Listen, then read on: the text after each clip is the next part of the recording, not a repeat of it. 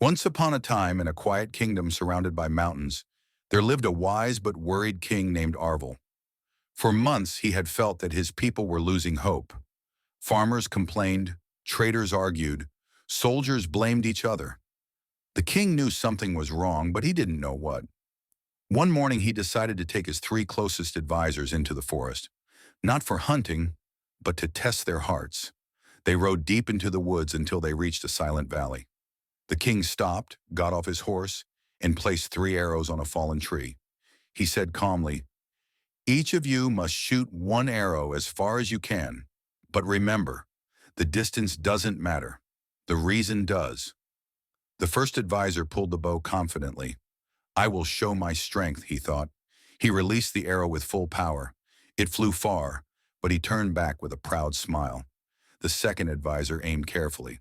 "I must be better than the first." He focused, calculated, and shot. His arrow went even farther. He smiled too, but it was the smile of competition, not wisdom. Then came the youngest advisor, a quiet man named Lorian. He picked up the arrow, but did not shoot immediately. He looked around, at the forest, the mountains, and the anxious king. Then he stepped closer to a small tree whose leaves were drying from lack of sunlight. He knelt, carved a small mark in the soil, and gently planted the arrow instead of shooting it. The king raised his eyebrows. The advisor said softly, "Your Majesty, power fades, skill fades, but something that grows lasts." The king's eyes widened. "Explain."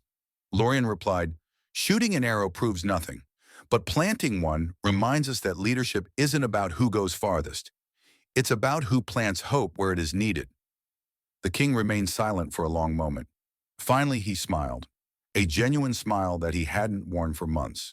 He said, "The kingdom doesn't need louder men. It needs wiser hearts. You have shown me the truth." The next day, the king returned to the palace with a new vision. Instead of blaming the people for their struggles, he planted opportunities: new irrigation for farmers, fair laws for traders, and honest training for soldiers. Slowly, the kingdom began to bloom again, just like the little tree growing from the planted arrow. Leadership is not about going the farthest. It is about planting hope where others only see problems.